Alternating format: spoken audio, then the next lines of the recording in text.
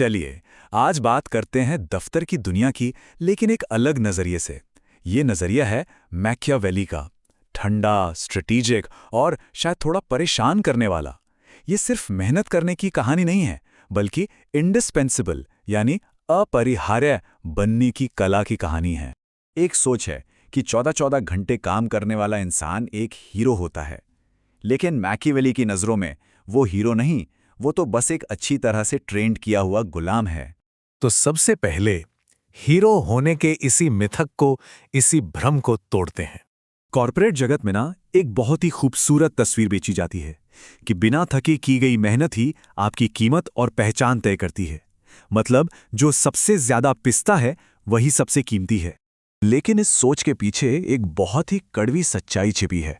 एक तरफ तो कॉर्पोरेट हीरो बनने का सपना है और दूसरी तरफ एक अच्छी तरह से ट्रेंड स्लेव यानी एक गुलाम होने की हकीकत। तो समझते हैं कि क्यों इस दुनिया में बेहिसाब मेहनत को ताकत नहीं बल्कि एक कमजोरी माना जाता है। ये एक भेस बदले हुए गुलाम की तरह है।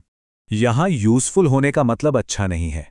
यूजफुल होना मतलब एक ऐसी हालत में होना जहां कोई भी आपको आसानी से कोई भी काम दे दे और उतनी ही आसानी से आपको बदल भी दे।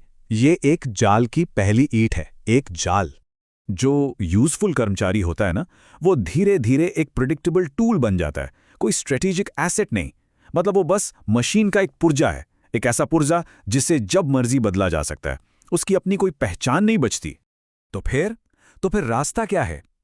शक्ति पाने का दूसरा रास्ता है इंडिस्पेंसिबल एम्प्लॉय बनना, एक ऐसा कर्मचारी जिसके बिना काम चल ही ना सके।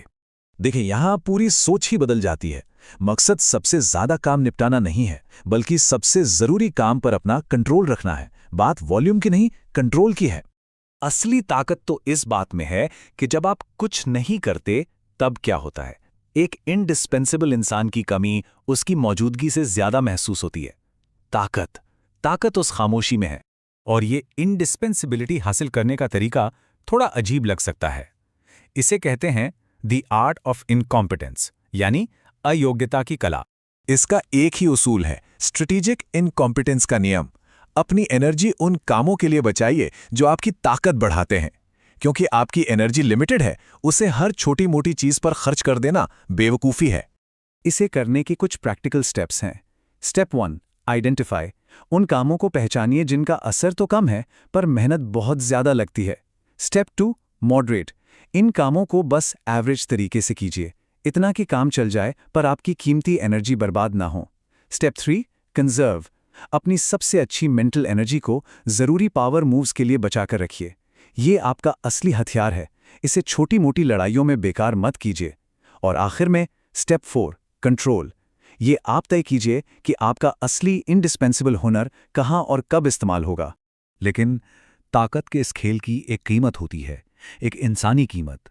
ये एक अकेले सिंहासन की तरह है, द लोनली थ्रोन।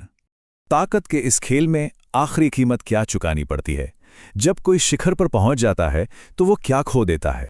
शायद जो सबसे ताकतवर होते हैं वो सबसे अकेले भी होते हैं। ये ताकत का एक बहुत गहरा खामोश सच है, अकेलापन।